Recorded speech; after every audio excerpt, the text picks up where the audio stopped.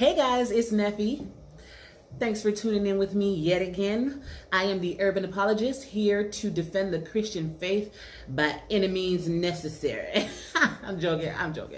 By only means of truth. So as you know, sometimes I will get fed up with a particular line of reasoning and it will just provoke the necessity to create a video. So here we are.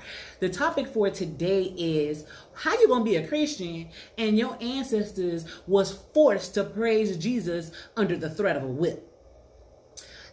So this is a very common argument, particularly for African Americans.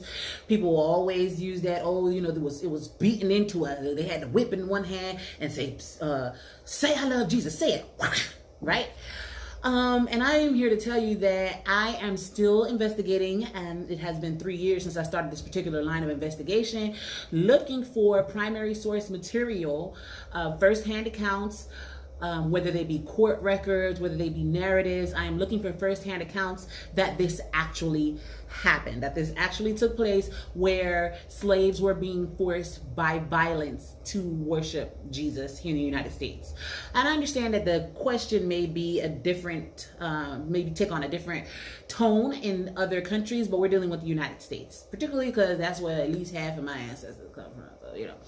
So, So there's also another argument that slaves were enticed to become Christian because Christians couldn't enslave other Christians. So the idea is you would get baptized, and then your master would just have to let you go free. You don't know, that's the law. They on the law, they gotta let you go if you a Christian.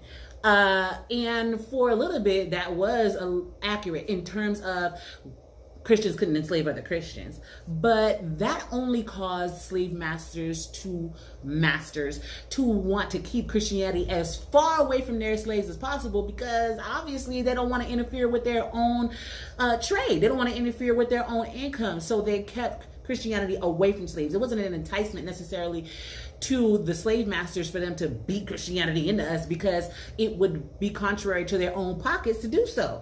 So for a while, there was that hesitancy with regards to exposing Christianity to slaves, because they didn't want them to get baptized and then not be able to continue to keep them as slaves. So, as with any other thing, they turned to the law. And the law basically introduced this idea that no, we don't care about all that, man. Don't worry about all that. Go ahead, baptize your slaves if you want to. They still gonna be slaves. So good day for the Europeans, right? Now that doesn't necessarily make it an enticement for African Americans or an enticement for European Americans to introduce Christianity to their slaves. In fact, they were still very apprehensive about it, because more than physical liberation, Christianity posed a threat in the form of mental and spiritual liberation. You feel me? They recognized that from the very beginning. Their fear was that slaves becoming Christians would see themselves as children of God and think themselves equal, God forbid, right? Think themselves equal to European Americans, and therefore, kind of attack the whole oppression thing. We can't have that. So here I have today for you some evidence of slave masters who were trying to keep their slaves from becoming Christians by any means. Now, if you go on my Facebook page, Facebook.com/Nefertiti, you will find at least, I'm going to say, about a dozen of these accounts. I'm only going to read 3 or 4 for you here today, because it can get time consuming and I don't want to keep y'all all day. But if you're really interested, I'm going to pour some sources at the end.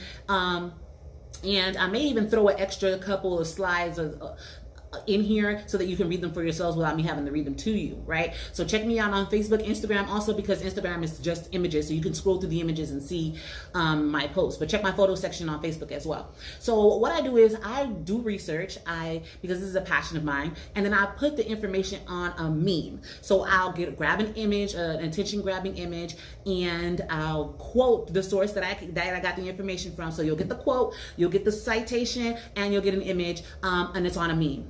And so this is what I'm going to be sharing with you today. So the first one that I wanted to share with you is one by Uncle Tom Jones. So there is a work of fiction, that was created by the abolitionist Harriet Beecher Stowe, entitled Uncle Tom's Cabin, and it was gaining wide popularity. But this particular narrative was written by another man who was named Tom. An uncle was something that they call slaves as a form of respect. One slave, more African American, would call another uncle or auntie. And so uncle, he just happened to use that because he knew the popularity of that title. He used it at that time to gain popularity for his own narrative. And let me slow down. So a caveat: a slave narrative is a first-hand account of the African American slave experience in their own words. And so a lot of times they were freed and they would write their own books, like Frederick Douglass wrote his own autobiography. It also touches on aspects of Christianity and slavery, and you'll definitely want to check that out. And then we also have people who were a part of the Works Progress Association, who post-emancipation went around carrying these huge recorders and recording interviews with slaves firsthand, or former slaves at this point rather, and asking them questions about their experience. So you have those as well. And again, I'm going to post that in the sources. So this one I read one Friday night. I can still remember laying in my bed, stayed up all night reading through narratives, and this one caught my attention and I was in tears. My husband came to me and he was like, listen, if you feel this moved by this information, obviously this is something that God has put on your heart, so you need to continue to pursue it. And I took my husband's advice and I'm still doing that. So here you'll see the caption is "Slave Beaten for Attending Church." It says, he said, speaking of the master, he said, "Didn't I tell you I would whip you if you went nigh these meetings? And didn't I tell you to stop this foolish praying?" I told him he did. And if he would, why, he might whip me. But still, I could not stop praying because I wanted to be good, that I might be happy and go to heaven. He ordered me to strip off my clothes. And as I did so, he took down the cowhide, heavy and stiff with blood, which he had before drawn from my body with that cruel weapon, and which was congealed upon it. He then whipped me with great severity, inflicting terrible pain at every blow upon my quivering body, which was still very tender from recent lacerations. My suffering was so great that it seemed to me that I should die. So if you're unfamiliar with narratives and the way that they spoke at the time, you may not be aware of what some of the terminology means. So when he says meetings, and when you read, you can pull up Uncle Tom's narrative. You can pull up this narrative online, but when you read it, you'll find that he elaborates as to what the meetings were and the whole context of the situation. So when it says here meetings, he's talking about church meetings. When he says here, I wanted to be good, he's saying that he wanted to be filled with the Holy Spirit. That's a term that they use. They also called it happy, and that's why he says that I might be happy. He's talking about the joy of the Spirit, and that he wanted to go to heaven. So I'm going to move on to the next one. Here is it's called a book called Slavery Days in Old Kentucky, published in 1901. And I'm going to read to you here. It says, his wife, speaking of the master once again, his wife was a devout Catholic. And while master was gone, she used to gather the slaves remaining each morning in her dining room and teach them prayers. And some of the younger ones she taught to read. When the master returned in the spring and learned what she had been doing, he was very angry. He had always told his slaves that he was their Lord and master, and now informed them his wife should not have told them of any other Lord. From Rosa, we learn that he lectured his wife for her conduct about as follows: if you teach them to pray and read, they may think they are human beings, and we will not be able to keep them as slaves. The more ignorant we keep them about such things, the better slaves they are. After this, my dear wife, you must never teach a Negro the Lord's Prayer or any other prayer. So once again, this is showing their disdain for, or their fear of having slaves believe that they were Christians, think of themselves as human. Obviously, the thought being pushed at the time was that we were subhuman in order to justify slavery. And we can talk about each one of these things, each one of these topics in a different, more lengthy video. And I'm trying to keep this short, but I also want to do it justice. So just know and be on the lookout for future videos as well addressing this very subject, because it's very broad, and like I said, you can pick it apart. So that particular issue of European Americans fearing our conversion or our change of perception is a very huge point, and one that I intend to spend more time on. I'm also going to do a video on How to Make a Negro a Christian and The Religious Instruction of the Negroes, those two books. So be on the lookout for that. Let's move on. It says here, many years ago, my white folks did not want me even to pray and would whip me for praying, saying it was foolishness for me to pray. But the old master whipped me. But the more old master whipped me, the more I prayed. Sometimes he put me in jail, but Lord me, it did not stop me from praying. I'd kneel down on the jail floor and pray often, and nearly all day Sundays. I'd fall asleep sometimes praying. This was Sister Charlotte Brooks from the House of Bondage, published in 1890. So once again, she's saying that he didn't want her to pray and that he beat her for it, but she would continue to do it anyway. One of my favorite accounts I'm going to post at the end in silence just for you to read it, about praying Jacob. You'll definitely want to check that out. And so the last one I'm going to read for you now here is a former slave by the name of Thomas Anderson. It's a rather lengthy, so it says, slave beaten for following Christ. My master, who owned me at that time, having no knowledge of God or godliness, supposed my religion was all a fancy, and said he could whip it out of me.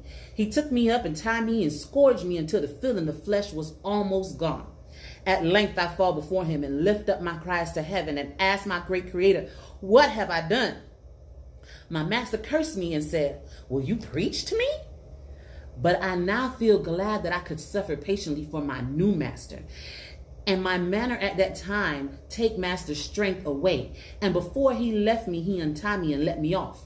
But in about 3 hours, he come again and threatened me with a fresh scourging.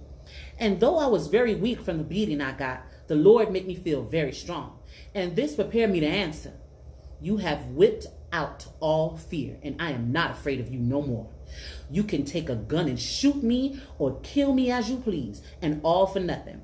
And that is all you can do, for I know I have a life you cannot touch, and the fear of you will not keep me from doing anything my new master tells me to do. And if he let you take this poor bruised body of flesh, I feel it ain't worth much, and I feel strength to say something like this: thy will, O God, be done and not mine. After this, my old master was conquered, and he never whipped me again and left me in the hands of Jehovah.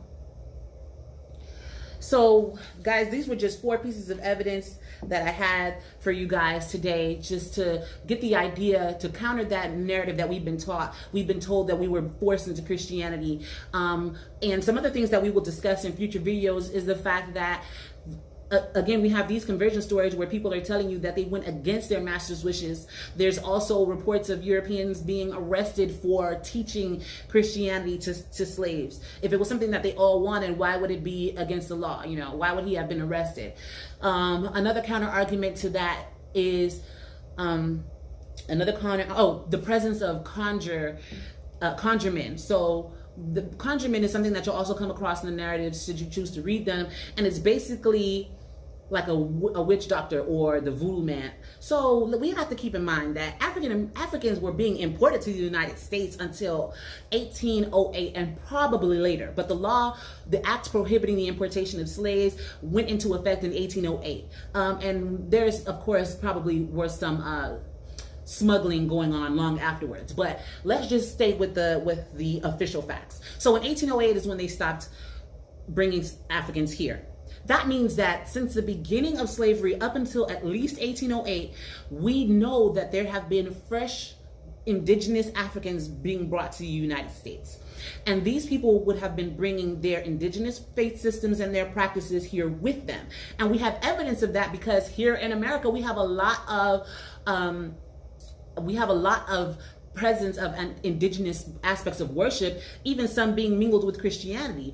So we see these things here being present, and yet we say they weren't allowed to practice any other religion. Now, in some cases, of course, on the books, it would have been illegal for them to do so, but that never physically stopped them from practicing Christianity or practicing their indigenous faith systems. For example, we know that in the Caribbean and in Louisiana, for example, Africans would mask their gods that they were worshiping from their homeland by giving them attributing them to Catholic saints. So to the outside eye, it would look like they were praying to Saint Peter, but in reality, they were praying to whatever their indigenous god was, and that was one way that their faith system survived through slavery. So what I'm saying is, they weren't able to force them out of their indigenous practices. If you'll read through the narratives, that there were people who tried to convince Christian slaves of becoming more more in touch with their indigenous roots and stop worrying about the white man religion. This is an ancient argument, but it doesn't really hold weight.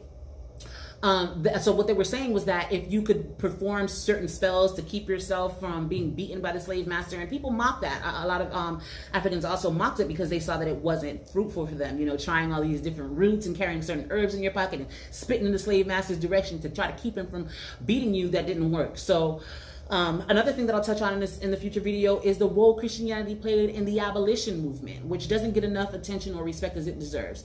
So these were just, again, I tried to keep it succinct, but this is obviously a subject that I'm very passionate about, and so I could go on forever, but I'm gonna cut it off right here. I'm gonna leave you with a couple of more of the memes that I've created for you to look at. The sources are there. If you have any questions, feel free to inbox me. I am on several platforms: YouTube, Instagram, Facebook. Make sure you like, comment, tell me how you feel about this video. Like, is this information new to you? Make sure you share it. Like I always say, you may not be personally impacted by this information, but by you putting it out there and sharing it on your timeline or in your social media, it may come across the path of somebody who really needs it. And that's the whole intent, is to save souls out here with the truth. So make sure you like, comment, subscribe, share, follow, depending on the platform, whatever the case is. And feel free always to inbox me. Knowledge is power. All power to the people. Jesus Christ be praised. I love you.